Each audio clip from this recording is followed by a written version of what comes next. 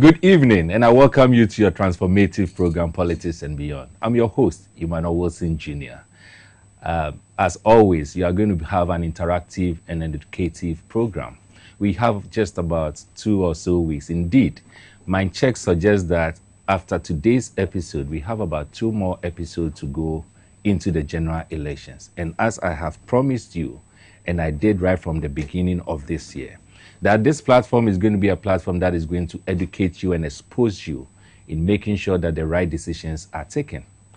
At the appropriate time, if the need be or when the opportunity comes, we may activate the phone lines. But whilst we hope to do that, you can get interactive with us using the social media handles on the platform or the screen as we have it, including the WhatsApp platform 9 that will be on the screen very soon. Get interactive with us because this evening we are going to have another interesting conversation. And our conversation is going to be very simple. We are talking about governance in this country. And you remember what I keep telling you, that governance is a serious business. It's a serious business because the decisions you take does not only affect you today, but it also has a significant effect on your life, the near future, distant future, even on the life of your unborn children. Governance is a serious business. And that is why, as we prepare into the 7th December elections, you need to know that the fact that you're a politician or you have a politician doesn't necessarily mean that that politician is fit to be a leader. There's a vast difference between a politician and a leader. And the problem we've had, particularly in this 4th Republic, is that most politicians have been taking leadership roles instead of leaders taking political positions. You see, when a politician decides to take a leadership role, the vision of a politician is always limited. And it is limited because every politician, the average politician's vision is simply to win the next election. Whereas a leader's vision is to make sure that he secures the future of the next generation. And that is why, as we go into this election, let us look out for traits of leaders. A traits that we can identify in individuals who are contesting, and we can comfortably say that this particular person is a leader and not just a politician. Don't just follow and say that I'm going to vote because I was born into a political party, a certain political party, and so whether that person is fit for purpose or not, I am voting that person. No, that is not how it works. Because the vote you go and cast or the decision you go to make, it has nothing or little to do with the political party you are affiliated to. It has everything to do with your future. And that is why it is important for us to reflect when we are going in to make the decision. This evening, what we are going to have a conversation on specifically has to do with us assessing the various leaders that we have.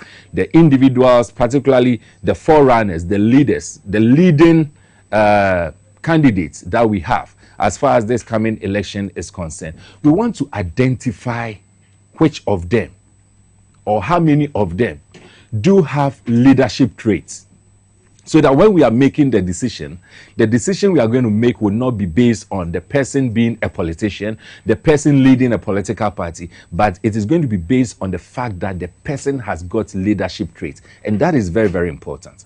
And one area we are going to look at has to do with the trustworthiness of those individuals. Because a leader, one significant character of a leader or a good leader is that that person should be trustworthy. And that's why this evening's conversation, we've christened it in a form of a question, that the 7th December 2024 elections, who should we trust? Who should we trust? We'll take a commercial break, but whilst we do that, I want you to get interactive. Just you can attempt answering this question. And the question is, this 2024 7th December elections, who do we trust? I'm not just interested in you mentioning names, but if you should mention name, I expect you to add reasons why you think the name you've mentioned is a person that we should trust. We'll be looking at 5 thematic areas. The first one has to do with we evaluating the trustworthiness of the candidates. The second one has to do with we're looking at the policies and the visions of the various candidates. We are also going to look at the character and the integrity of the individual candidates. Then we move on to the external validation, and then we'll look at the additional tips. And so these are the 5 thematic areas we are going to use, and hoping that even if we do not exhaust it all today, the next 2 episodes will be able to exhaust it, so that you'll be well informed and prepared to go and make the right choice. The WhatsApp line, it is not a call line because people have started calling, but that's not a call line. It's the WhatsApp line, 050-888-1800. Attempt to answer this question, and at the right time, your comments will be read for you. Stay tuned. Let your colleagues be aware that we've started the program, and after taking the commercial break, when we come back, I'm going to introduce to you the guest who is going to help us to exhaust this area. Just stay tuned.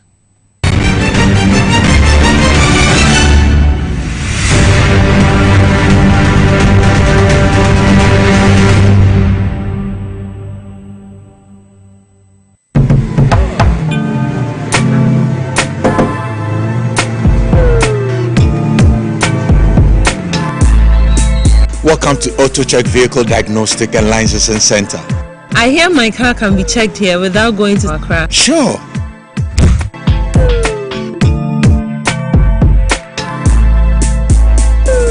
Check, auto checks, check, auto checks, check. Emission, check. Auto checks. Alignment, check. Brakes, check. Visit AutoChecks at Koforidua Aquadum Road for the roadworthiness of your vehicle, from saloon cars to heavy-duty industrial vehicles. Madam, your car is now ready for the road. Thank you so much. Auto checks. Auto checks, check. AutoChecks, your safety, our priority. Check, auto checks.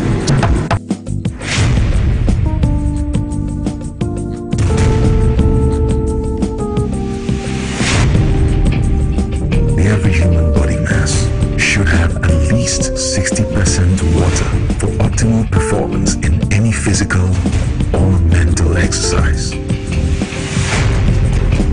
We can help you maintain it naturally.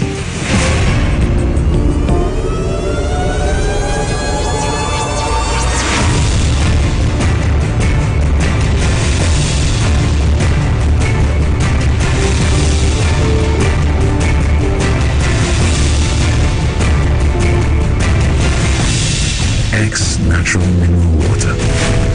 Simply natural. For bulk purchase, call 0596 273 546 or 0596 273 547. This advert is FDA approved.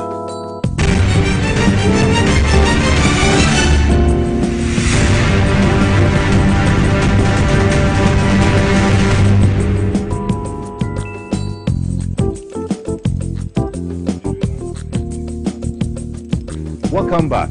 As I indicated, and you know, my name is Emmanuel Wilson Jr., the Chief Crusader Against Corruption in Ghana here. This evening, we're going to have a very interactive conversation, and I know a lot of people have started calling in. Please, the line you have, the numbers you have on the screen is for test and testing only, WhatsApp communication, and so send in your comments. We are looking at the 7th December 2024 general elections. We are looking at who we should trust. It is very important for us to have a conversation around this because, you know, just before this show started this evening, my team shared with me the pricing of some commodities, and we were doing some comparison between from 2016 to date, and it will amaze you of how things have become so expensive in this country. And I felt so sad, particularly when my attention went on one item, and that has to do with sanitary pad. In the year 2016, sanitary pad was going for 4 Ghana cedis. Today, as we speak, as at 9th of October 2024, sanitary pad is being sold at 33 Ghana cedis. From 4 Ghana cedis in the year 2016 to 33 Ghana cedis. And the items goes on and on and on. And it is really, really worrying. Cement, for instance, it was going for 27 today as we speak, cement is going for 108 Ghana cedis, and it is so amazing. And so I keep telling you that governance is a serious business, and you did not play with it. And that is the reason why this evening we are privileged to have with us one important person, someone I respect and I like so much, because anytime I get opportunity to have an interaction with, I am very sure that before the conversation ends, my understanding, my knowledge will be deepened. And that is why I am happy that this evening we are having him. He's not in Accra, and so we are having him by phone for us to interact and converse on who should we trust. The topic is who should we trust. We have with us Professor Samuel Edujemfi, who is the patron for Crusaders Against Corruption Ghana KNUST chapter. He's also an applied historian and a vice dean at the Faculty of Social Sciences, KNUST. Prof, good evening and welcome to Politics and Beyond. My brother, I hope you are doing well. Hello, Prof. Good evening, my brother. Can you hear me? Yes, I can hear you, Prof. Prof, it's a privilege. It's a privilege to have you join us on our show, Politics and Beyond. I hope all is well. All is well. Great, great, Prof. So this evening we are going to have somehow an extensive conversation. We are looking at the various candidates that we have. We are preparing towards the 7th December elections. And as I said earlier, governance is a serious business and we need not play with it. Because whatever decision we take is a decision that is going to affect not just our present circumstances, but it's going to affect our future. It is also going to affect not just our future, but the future of and the lives of even the unborn generation. And that is why it is very important when we are going to make any decision of this caliber, we must be well informed. And this evening we are looking at who makes up an ideal leader and what are the characteristics that we need in identifying or seeing that or deciding that this particular person is the ideal leader. Prof, if you will be kind enough, first off, we want to know from your perspective the current situation, the current state of Ghana, and in a word or two to describe the kind of leader you think Ghana needs as we speak now. Thank you very much. It's an interesting point and a question at the same time. You can see broadly that where we sit as a country now, we are in a state of economic turmoil. It's come about as a result of an intense quest, if you like, to mortgage the future of this country. And that was presided over by Nanda Akufo-Addo, with his cause, especially with his friends and family government. The fundamental ethos, I believe, of what he believes in is to better siphon the resources of this country to empower his clan. And among other things, to make sure that Ghanaians in the broader spectrum would be following them the next years ahead, hoping that they will determine or decipher our fate in the foreseeable future pertaining to the economy and who owns what in the country and how even the political trajectory of the NPP itself would be determined in the foreseeable future. So that it was, first of all, a state capture by the Akufo-Addo's government and also a party capture by state.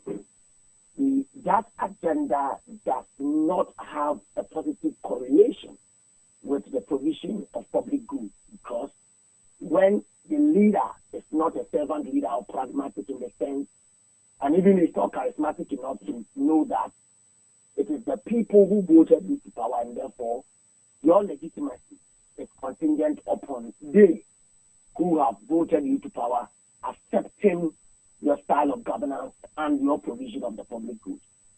This has been absent, and severally it has been blamed on the Russian-Ukraine war. It has also been blamed on, if you like, the COVID-19. That COVID count of the original COVID account has not been properly, if you like, accounted for. The stewardship on that was quite problematic. And more so, we have also seen that the critical mass of the people who were anticipating that even post-COVID they would do better. But that was not the case. Ghanaians were faced with additional taxation called the e-levy.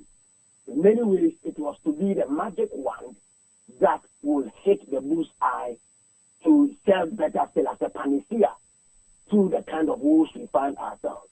And then came several austerity measures. And people had haircuts when they were promised that there would be no haircut. Teachers, including some colleagues today, have had their money locked up in some investments with no returns, and their money should not be given to them. Banks laid off people because those banks themselves were closed. A lot of strategies, tactics that were aimed to steal, to kill, and to destroy were put in place, and they found their pride of place in the heart of the chief butcher of the economy of Ghana, President Akufo-Addo. This type of government is what has become a kind of,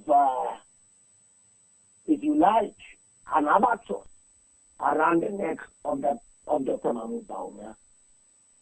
A gentleman who presents a face that severally was thought could not be possible because largely the argument was that the MPP was Asante-Achen hegemonic, if you like, dynasty in many ways within the MPP, and therefore the NDC itself assumed that no Northerner would potentially or possibly have the opportunity to lead the party as a flag bearer. The challenge here, however, we see is that Dr. Mahmoud Bawumia is brought into the picture, comes in with some kind of background as an economist, comes in with some degree of depth, and campaigns with Akufo-Addo for the third time a victory comes. And when victory comes, this gentleman is pushed to the periphery, and jail will not allow him to play any role whatsoever. And this is what you will see with the e-levy when this gentleman himself goes to one of the FM stations and passes comments, among other things, to suggest that he was not in support of the e-levy. To safeguard his own political future, he will not allow the kind of brouhaha and misgiving that was, if you like, the rest within the within the MPP, and I shudder to say that he had a tendency to also affect his own political future in the MPP. He decided to stay calm. What we see is a president who decided to enjoy all the cake and to get a vice president whose campaign in the foreseeable future or fortunes will be stolen by the certain president. So, among other things, we come to this juncture to ask ourselves the question about leadership. The fact is that Dr. Mahmoud Bawumia has not been led well by his flag bearer, his former flag bearer, and president currently, his boss, Nana Akufo-Addo. Therefore, it casts a certain shadow upon his ambition. Some of his ideas are ideas we could reflect on, and maybe we could walk through some of the pointers you want us to talk about. But the question is that so far as Akufo-Addo's government cast a certain shadow on him, and he also being a running mate, being the vice president, also makes him quiet of somebody who is implicated by the failures of this government. Having said that, if this has to do a juxtaposition of the successes and the failure of the MPP government and Akufo-Addo and the government of the late President Evans C.P. Atta Mills and that of former President Mahama. It's very interesting to look at that because when you ask me who should be the individual who can offer us right leadership. I think we need to look between these two gentlemen and ask ourselves which of them would tell much of the truth to us, who will be much truthful than the other. Is it Dr. Mahmoud Bawumia or former President Maham, who will be much truthful when we compare their records and their legacy from their political tradition? At least 8 years for the NDC, the first 4 years under Mills when he served as a vice president, and then the second 4 years he being a substantive president, and the 8 years this man, Dr. Mahmoud Bawumia, being a vice president. If we compare the 8 years, which of these governments and these two individuals can be said to be fruitful? And that is the question we want listeners and viewers and Ghanaians to reflect on, to ask themselves, who is likely to be true? We were told, you heard that, my brother? Hello? Hello? Ahead. Prof, can you hear me? Yes, my brother. You heard the statement, the slogan, exactly, very well. That's true. Yes, very clear. Now, just to explore that, Ghana is one of the countries that is, if you like, blessed with nature's beneficence. And in many ways, it was contemplated that with oil finds, in addition to some of the, if you like, sources of our revenue, either from cocoa, from bauxite, manganese, from the private sector or the informal sector, and the public sector, and all the other, sources of revenue we generate to build our city to expand on, then we anticipate that Ghana would have done better over the years as we move along, and that government in, government out, year in, year out, will find better use, of our resource and also make gains and all that. Yes, Ghana is not in the NTS state to say that we do not pay tax, we pay tax. Some countries in if you like, some oil-rich countries, right, citizens do not pay tax. Right. They do very well, even though it's said that their states are not democratic. However, in this democratic state, like constitutional democracy, with oil find and all that, if you have a government which was formed on the back of the promise that Ghana has enough resources, and therefore we should be doing well. Today we ask ourselves, how have we managed our resources? And what level of fiscal discipline has accompanied that? We're told that we'll not go back to IMF, but now we are back to IMF. So there are a lot of questions in the Akufo-Addo government that cast a deep shadow on Dr. Mahmoud Bawumia.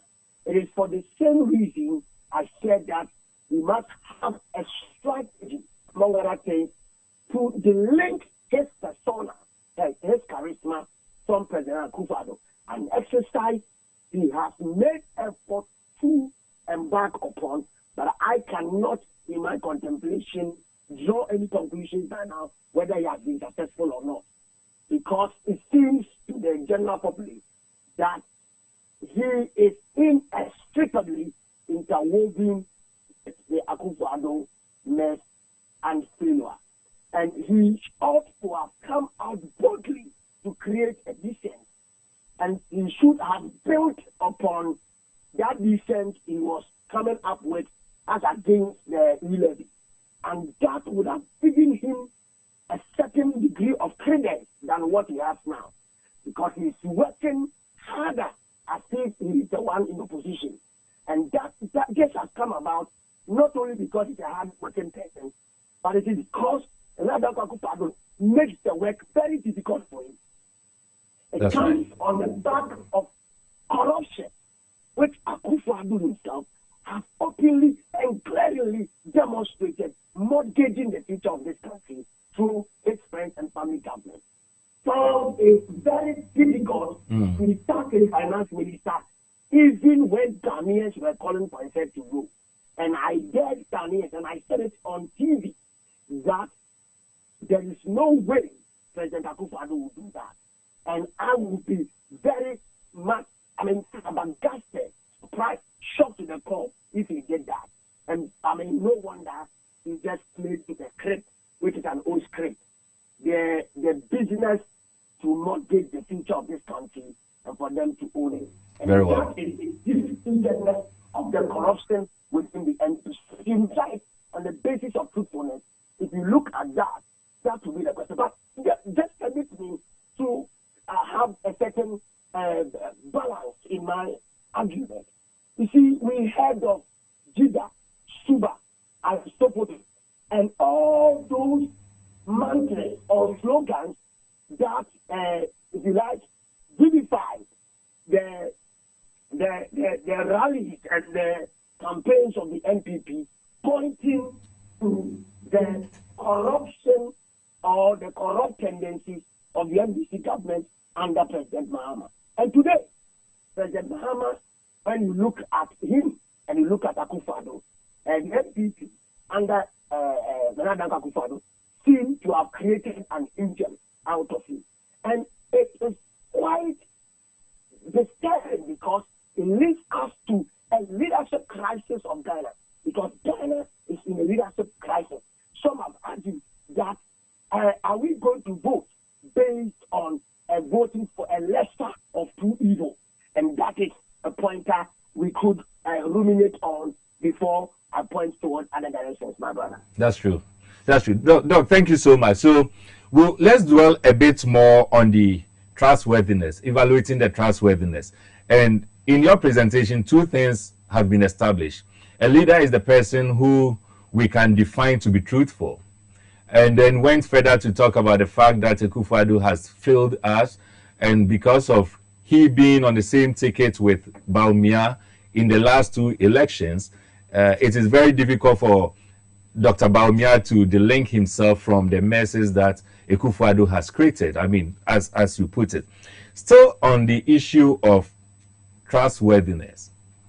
And viewers, pardon me, it looks like Doc is limiting it to the MPP and the NDC, and rightly so, because whether we like it or not, they are the two leading or the front runners. And because of time constraints, it will be appropriate for us to limit our conversations to a large extent to these two candidates, because yes, they are the leading ones. Prof, aside truthfulness, there's this issue of consistency. There's this issue of transparency. You talked a bit about it. There's this issue of accountability and also the track record. I am particularly interested in the issue of track record. If we limit our conversation to these two gentlemen, the former president, John Mahama, who wants to come back, and then to the current vice president, Bawumia, who also want to be elected to be the president. If we look at their track records, these two track records, which of the two track records, in trying to assess some of the things that they have done, which of these two do you think we can trust and say that per their track records, this person or this individual, if we should elect, we are comfortable of having a leader? Holding all of that things constant, I think that President Akufo-Addo's campaign promises and what he has executed so far suggests to me that what he said before 24 hours, some 8 years ago, was a hyperbole. And in many ways, such exaggerated promises, in many ways, represent untruth. Because when you juxtapose the promises and what is executed, it seems to me that it amounts to lies, right? It's quite obvious that we should have seen some interesting things happening, for example, in the Ashanti region which has been consistent following the MPP for years, even when the MPP is thinking. It is the Asante region which becomes an anchor that gives the MPP some hope, and even if it is a glimmer of hope. Today, we see Swame Intati now under construction at a time when we are closer to elections than it's ever been. If you have truly been truthful, if there's a right word to use within that space, if you were really committed to the promises that were made to people, this particular item on the table today, which is under execution, should have been done some 7 years ago.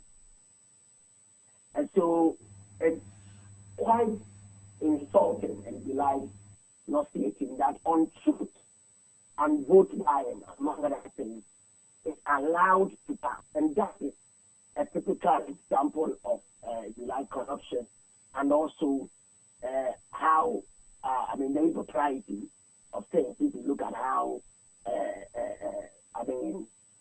if you want to trust anything with the ETS Akufo-Addo has presided over. Right. But if you look at President Mahama, indeed, and he's not an individual.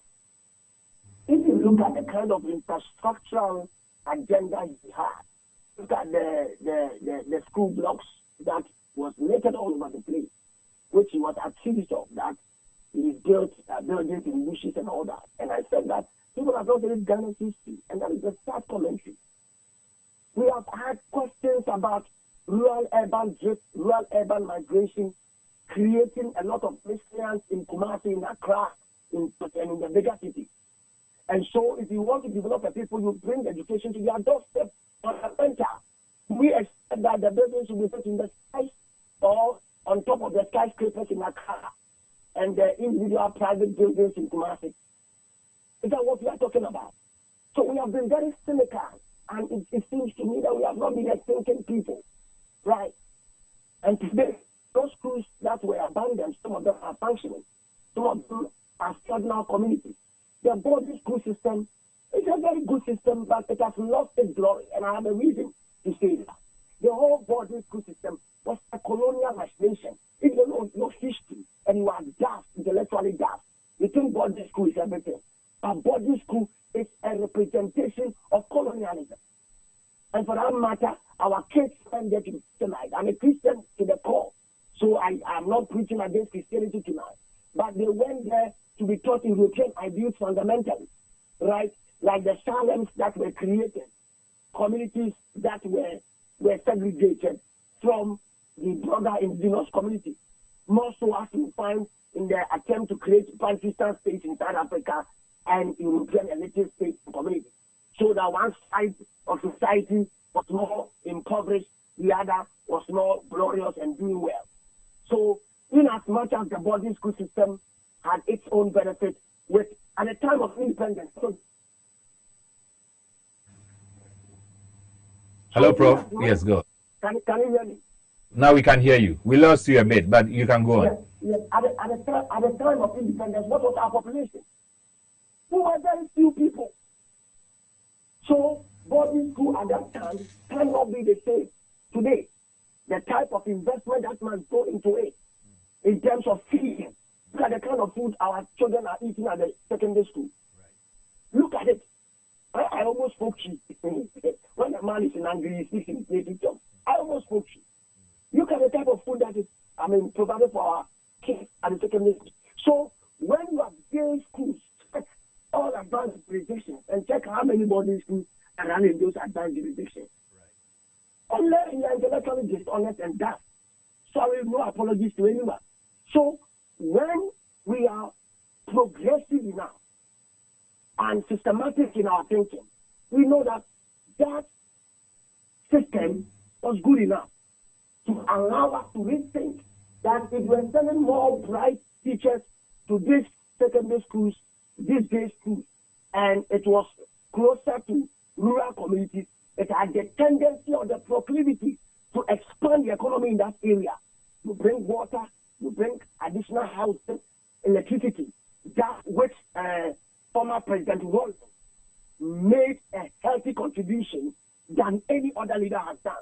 And maybe, among other things, the NDC is credited to have provided more to our electric power grid in Ghana, and comparatively in Africa, we are doing very well as a result of the great work that was done by former President Rawlings, which was, built on by governments, other subsequent governments. So fundamentally, it is important for us to understand that historically we've also known that we talk about decentralization and devolution of power and all that. And also when you devolve education and bring it to the doorstep of the local people, what you are doing is that you are empowering the local community.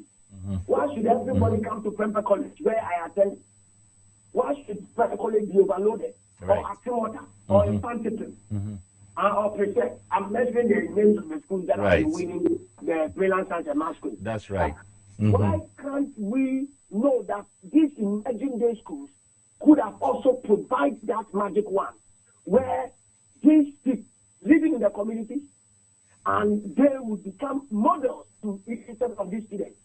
And when good housing are provided using appropriate local technology to build right houses, affordable houses. You see, it's easy to fix the Ghanaian case. But those who have fixed it or who try to also fix it, unfortunately, sometimes they also are carried away by other populist agenda. Then the other issue I want to touch this with is the question about free education, and then just positioning that to what we call how do you call it, quality education and all that. And you may want to read some of my earlier articles I've written on the free education and all that. And some of the major questions that I have posed to university lecturers. Right. That today, with free education, what you see is that a lot of people are coming to school fine. You are likely going to show up the numbers literate people in the country. So you have a literate population, but there are a lot of questions in there we need to answer. How many of them do violence? How many hours are they spending, man hours are they spending, or credit hours are they spending in the classroom? Very few hours.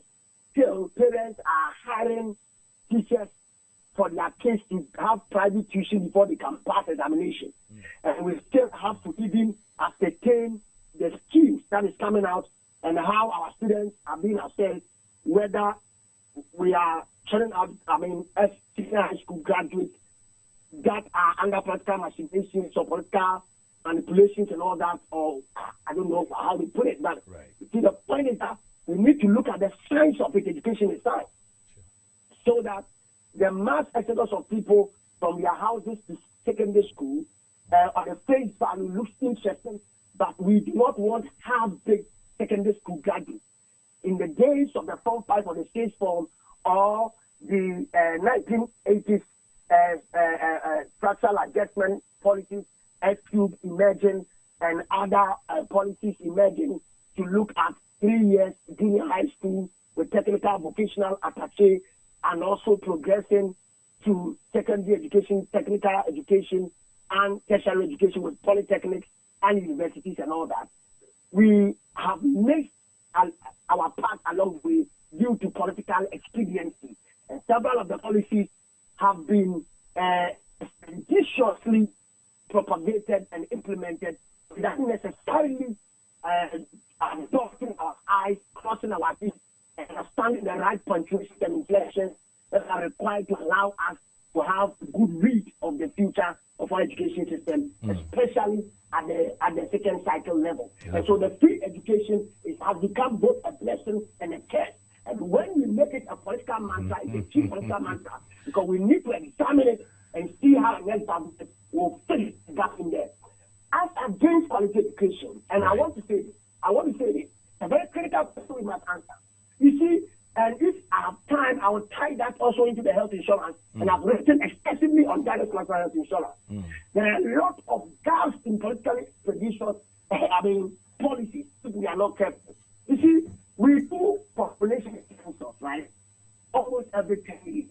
I tell you, those who do the census, look, over the years, my house, I have not been counted, and my family members have not been counted. counted. I say authoritatively. Nobody has counted me either in my house or wherever I find myself. Sometimes you see that they have managed your building. But let's put that aside. And let's talk about the successive management. If every 10 years we do population census, you know what that means, Mama? It means that we know the very rich, we know the very poor, we know those who are middle income, and we know all that demographics. We should be able to tell those who really need free education, exactly, so that those who can pay, pay. Let us not be too cynical. On the back of cheap politics, destroy our education. A few of our students are suffering and struggling. And the time to finish up the syllabus complete, I believe it's not enough. Teachers are afraid to lose their job. I will say it. And you see what I did about it. It's not affected. I will tell you this. So there are a lot of critical questions that we must subject these policies to. And understand that if somebody is looking at quality education, it doesn't mean that the person is not thinking about the poor. Rather, the person is thinking about solving the woes of this country permanently, momentarily.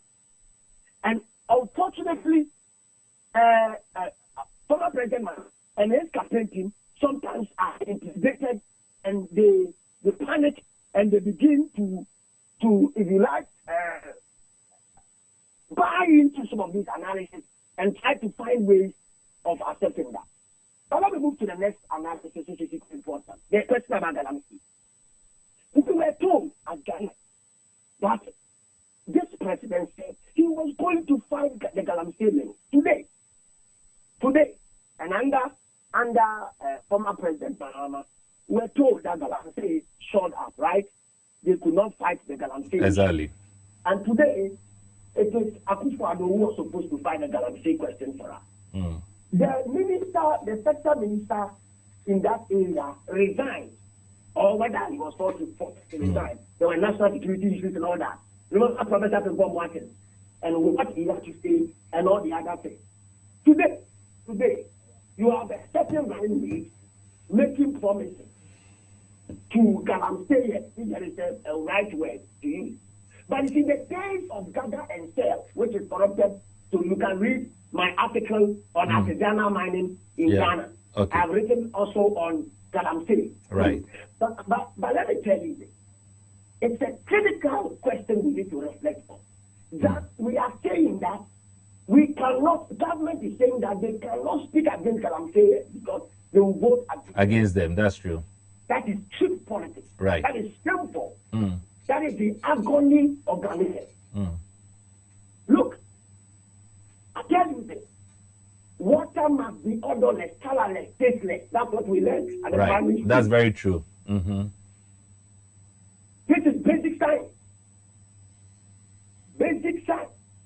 So when we are polluting water, already we have to look at the national grid in terms of water distribution, either at Sekunde and Takrade and Accra and Kumasi historically. What has been the incremental distribution, water supply by Ghana historically? I think historians are not getting. You see that people are standing. A lot of, if you look at equity, we have not had it. Private people are doing their own boreholes. And sometimes philanthropists are providing community boreholes. Right. A lot of the housing that is taking place in Kumasi, all over the place, either in Greater Kumasi or Regional Kumasi, whatever the case is, are individuals providing boreholes in their houses. So already we have an issue with water supply. And so when our water sources are being polluted and we do not care about it, we have a problem. The aquatic life is disturbed. The whole ecosystem, the whole environment is being destroyed. It has its own health implications. Today, people, pregnant women, are beginning to have certain experiences with malformation of fetuses and all that. And people are saying that there's no scientific proof to that. What a shame. Now people are selling their intelligence and their intellectual acumen and brain. That's so sad. fundamentally, we are in a crisis because untruth has been passed on over time. Because one government, the Mohammed government, was told to have failed in the Galamsey fight, but that didn't happen. Then we had an institution that was supposed to fight corruption. You know that institution? Special Prosecutor's Office? Special Prosecutor's Office. Right. The gentleman who was appointed to be the Messiah who was going to do the job was fired, right? That's right. Martin Amidu. Martin Amidu was fired. That's right. Today, we ask ourselves the question. If we cannot fight political corruption to serve as an example to trickle down to the ordinary masses, then where are we going as a people?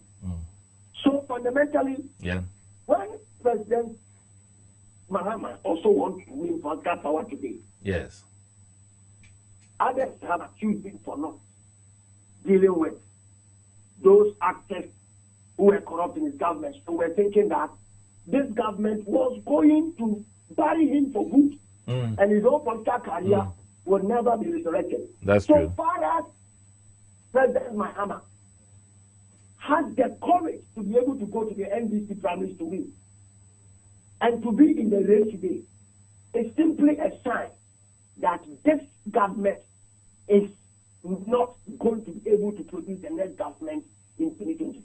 That's right. Period. That's right. That's very fantastic and well explanatory. Doc, I want us to, even though we veered into that, and that is why I allowed you, I didn't interact, but I want us to again stay a bit more on what you've started, and that has to do with the policies and the vision of the various political parties' manifestos. You and I have had access to their manifestos. I'm sure by now we've read extensively the NDC manifesto. We've also read, extensively the MPP manifesto.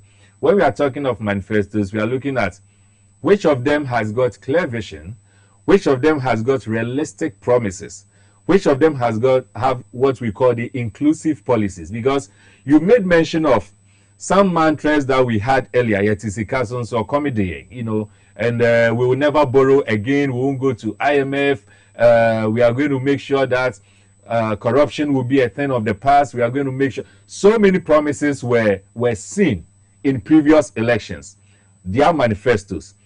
This particular election, the two manifestos that has been studied so far, which of these manifestos, first off, I want to know, how do we identify a realistic promises in the various manifestos? And which of these manifestos can you suggest or say that has got a clear vision and has got a very realistic promises?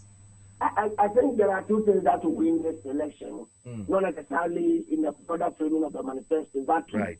One is the economy, and the other one is in the romantic ritual President Akufo-Addo performed to release former President Mahama from the dead. Right. That is what will win the elections in 2024 December 7th. That's right. what is going to win the election. So that it will not be the broader listen, so that all the discussions that have had so far will point you at that. That somebody has gone to sleep, you perform a romantic ritual. You know what Saul did when he went to Endor and he released someone from his sleep when and wanted to engage concerning the future of Israel. Exactly what you are seeing here. That President Akufo-Addo has performed a diplomatic ritual to raise President Mahama from the grave. Exactly the point. Thinking that the old man was going to bed, and that in many ways there were other even young men, right? And I can mention some of the young men in the NDC, but because it's an election time, I wouldn't mention them. But after the next government has been formed and it's over, right. I will tell you the potential flag bearer of the NDC in the foreseeable future. But the other young men would have had their turn. But President Akufo-Addo raised him. He did not raise him up for nothing. He raised him up because he said that he has more cause and life ahead of him. That's right. So maybe the reading, the book that was written by my brother Manasseh Azuri Awuni and the 4th John, I have it in my library. Unfortunately, we are not on Zoom. I would have showed you my copy. Right. So whether there's a return of God, right? But fundamentally, because Akufo-Addo raised this man from his street. Dr. Mahmoud Bawumia should understand that if he loses this election, the President Akufo-Addo has caused him that, and he gave Ghana that option. He gave Ghana the option of President Mahama, and that was done by the necromantic ritual of President Akufo-Addo, by misgovernance, and by fiscal indiscipline through the friends and family government, overtaxing the people who were struggling post-COVID. And I have some pieces. I had a lot of discussions. You can watch my podcast with Professor Dintobi on COVID-19 and how I discussed policy failures, if you like, because it is dangerous when, oh my God, I am amazed. I get you. I'm amazed that it's as if suddenly when it comes to this country and its NDC MPP, it's let us lose their head. That's right. What a shame. It's sad. It's sad. I agree. I agree perfectly. Prof, I agree perfectly with you. I mean, I really, really agree perfectly with you. There's and our time is running very, very fast. But I want us to probably... Yes. You wanted to say something? Yes. So we hear of digitalization. Yes. And we also hear of 24-hour economy. Right. I wish to, my brother, I wish to have a conversation. I mean, maybe you and I hold a conversation between Mahama and former President Mahama and His Excellency, the Second Gentleman of Mahmoud Bawumia. These are two fine gentlemen, I will tell you the truth. I wish two of us would have a conversation, an open conversation, not a debate with them. Right. With the camera set on us, no audience. Right. And then we play for things. Because, you see, very interesting. Very interesting, right? Why is it that for 8 years we did not see digitalization? And what are some of the successes? I mean, going through digitalization and all that would have given to us at the port of Ghana, right, and at the port of entry. The signs of import and export and all that should tell us that already we have deficit as a people. That's right. And a lot of the people who are doing importation are more than those who are doing exportation, right? Export. Now, the cars they are importing and all that they are importing are overly taxed. Have we been able to close all the open secret valves? And have we been able to really ensure that through the process of digitalization, Ghanaians are better off from the port and they are paying less tax? Should it be a promise for the future or something that should have been in motion? Interesting time, isn't it? Very.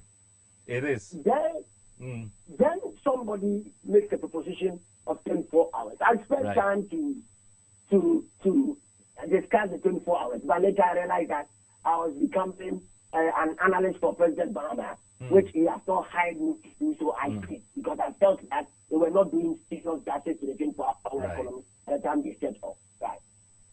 But I think that the 24-hour economy, just as digitalization has many prospects if you look at it from both ends.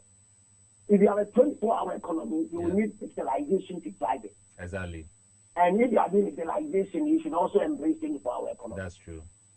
If both ends are not embracing, and I mean, like brainstorming from a different angle, right, without necessarily engaging themselves, I know they are bouncing ideas in many ways. It is logical and prudent that they can steal their ideas for the sake of Ghana and see how they dovetail these things into their system as they begin to plug into who will become who in their next government. That's right. And for me, that is even very much important to me than their politics. Why do I say that? We have had fantastic policies on our drawing board. Interesting manifesto. Look, 2016 or so, I defined the NDC manifesto as a need to alter that manifesto. So that in many ways, we have a lot of policy documents, if you like, proposals or policy proposals from both the NDC and the MPP that are not workable, except that sometimes they hire a lot of corrupt people and severally they themselves leaders are proven to be corrupt. And so my question always is that between the two people, who will steal Ghana? I mean, less than the other. If you place a gun on Mahama, President Mahama, if you place a gun on President Mahmoud Bawumia, and said, steal from Ghana, steal from Ghana. You don't steal it here, you don't steal from the state who blows off your head. Between the two, we want to answer the question, who will steal best? Who will be the lesser in terms of stealing from the country? Right. It's a very important question. Very, very important. We need to answer because if we behave like ostriches. Prof, I'm listening. Hello, Prof. Oh, we've lost Prof. I was so much into the conversation, and we'll see if we get Prof on the line again. We'll get him to wrap up for us with his last words. But let me quickly go through some of the messages that have come. Good evening, Mr. Wilson. My name is Charles. I'm a Ghanaian but resident in Nigeria. I would like to say that MPP government doesn't have any good thing to offer Ghanaians. They only came to loot, and that's why they have planned any means to rig the elections. All right. We are trusting a leader, not a politician, period. To me, the so-called politicians are for self-profit, not for the welfare of the masses. Mahama is the brain for now, nothing else. Ghana is bleeding under these politicians, and the name is Hola. Okay, this 2024 elections, the one I can trust is Mahama, because when he was in parliament, Ghana inflation was okay. But now it's so high, so why won't I go for NDC? You didn't add your name. We are doomed if this inept and clueless government called the MPP is kept in governance come this 2024 general elections. Living in Ghana has become unbearable under this very government. Let us trust JM and vote massively for him. This is Prince from Akimada. We have Doc on the line. Doc, Prof, can you hear me? Yes. Welcome back, Prof. Prof, our time is fast spent, but trust me, just like you hinted, this is not going to be there. We are going to have another conversation with you on this same topic. But if you be kind enough, in wrapping up, just a word or two, less than 30 seconds in wrapping up, what advice do you give as we prepare for the 7th December elections? I want to tell Asante and Dr. Regis that they should put Ghana first. Thank you so much, Prof. Thank you so much. And we are so grateful to have you. As I indicated, talking to Prof has always been an interesting one. And we know very soon we'll be having Prof in studio for us to deliberate further. Prof, thank you so much and have a good night, Prof. You're welcome. So, viewers, back to the messages. This one says, good evening, Mr. Wilson and your panel, Prof. Edu Jemfi. President Nanado and Mr. Bawumia, they have collapsed the economy. So I will never name my son or daughter Ado. Now or because, okay, it's not so clear. This is from William Labi from Ashanti Bekwai. Hello, Mr. Wilson. Good evening. I'm Pablo Alexander from Suma Ahinkro. This year's election is going to be based on track records, especially the economy. In my view, no policy is better than managing the economy. Exchange rates. How can a whole economist move from an exchange rate of 4 Ghana cedis to 17 Ghana cedis just in 8 years? JDM is best candidate for this election. Good evening, Mr. Wilson. Sitting in the house for about 8 years without a job gives me every reason to vote against this current government. Sorry, I need to keep my name private, please. Very well. Good evening, Mr. Wilson. I'm Maswell. I will choose John Dramani Mahama. He promised us hospitals, roads, e-blocks, etc. And he fulfilled them. Bawumia promised 1 village, 1 dam, 1 district, $1 million, etc. Where are they? Okay, Maswell, you didn't tell us where you are calling from or you are testing from. I trust Nana Kwame Bediako of New Force Party to lead the nation. His manifesto and policies is just top notch and far different from rag rests. Let's all trust him for this job. He is the man for change. Vote number 12. And this is from Kwesi Darlington, Takrade. Good evening, Mr. Wilson. To me, if you destroyed a hospital and tried to build a church, then I'll see you as a failure. This is Simon from Kasua. Don't vote for Baumia and his MPP for the following reasons. 1, they are very deceptive. 2, they will worsen our already junk economic status. 3, they will waste our money on luxurious and expensive flights. Okay, it goes on and it goes on. The name is God Asanko from Santa Maria. The message was too lengthy. Okay, good evening, sir. In fact, you are doing great job. I am King Solomon from Nungwa, RMU. We say peace for Ghana. Thank you. Who do I trust? That's the question. Honestly, my trust lies in a doer. My trust lies in an honest man. My trust lies in a man who has the experience and have a record which is very evident for all to see. My trust in this 2024 election is no other than John Dramani Mahama. You didn't add your name. Good evening, Mr. Wilson. Please, for me, I will vote for NDC because I know and have confidence in JDM. He has done some before. Okay, you didn't add your name. Good evening, Chief Crusader. Thanks for the great job you are doing for Mother Ghana. I will vote for JDM because he is the only one that can rescue and reset Ghana. He promises and fulfills his promises. Talks about the massive infrastructure development for just less than 4 years. You didn't add your name. Hello, good evening. We need a leader who is trustworthy, who is not self-seeking, who is a nationalistic, a leader with the nation at heart. And we can only see that in JDM, the nation builder. For me, good evening, boss. For me, JDM is most trustworthy politician in Ghana now because of his policies that favor Ghanaian youth. Ghana needs better and quality education, not tried and error-free SHS poorly implemented by some individuals. I trust ex-president JDM from AS inside, from Asif, that's the name, Asif, inside Adamsu. Okay, good evening, sir. My name is John Te from Ningo Pram constituency. The only savior of this nation is His Excellency the JDM. He is tried and tested. Baumia is known to be a liar, dishonest person. Okay, thank you. You didn't. Okay, that's it from John. This one says, please, if we are talking about trust, then we should allow JDM to come again because he has been there before. We all saw what happened under his watch. So I think he has the track record. I am Daniel Nyamiche from Sampa, German North constituency. My name is Edward from Takwa at Abusu. In fact, let's vote out the MPP, vote in the nation builder and his female vice. NDC all the way. All right. Good evening, Mr. Wilson. And thanks to your panel member, that is Professor Edu Jemfi, President Nana Akufo-Addo and Mr. Baumia.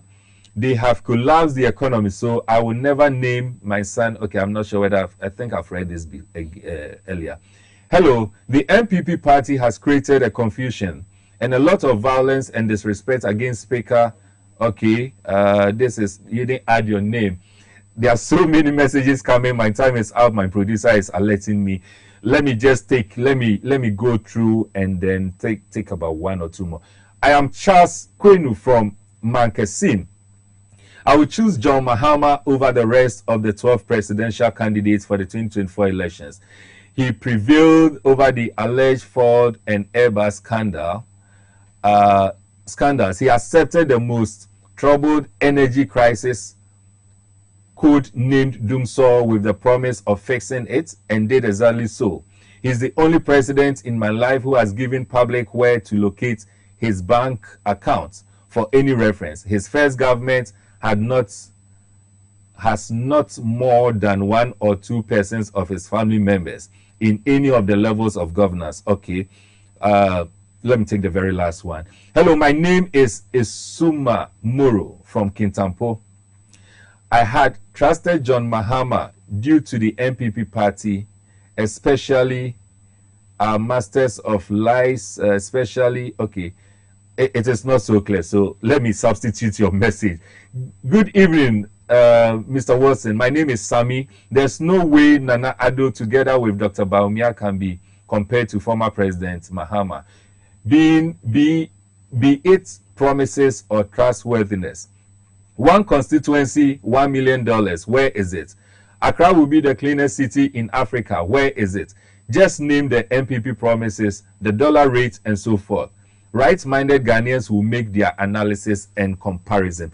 All too soon, this is where time will allow us. I know the messages are coming in, and a lot I have not been able to read. We appreciate you taking your time to send in your comments and your messages. As we indicated, between now and the next election, we are going to center our conversation on this area. And so the messages, those that have not been read, will be read next week, God willing. I want to appreciate Professor Samuel Edujemfi for his time and his insights into the conversation and the topic that we have had. I believe strongly that we've laid a good foundation for you to make a decision as far as the 7th December election is concerned. Next week, Monday, we are going to continue with this same topic, and then the following Monday, we'll have the same thing and we'll wrap it up, and then we'll give you the final advice as you go into the polls to go and decide who you can trust. All too soon. This is where time will allow us. I want to thank you so much also for being with us. My name, as I indicated, and as you know, is Emmanuel Wilson Jr., the Chief Crusader Against Corruption here in Ghana. This coming Wednesday, this episode is going to be repeated on this platform, XYZ, at exactly 11 a.m. And next week, the same time, next week, Monday, 8 p.m., we are going to have another insightful conversation. So we meet again next week. All I can say for now is good.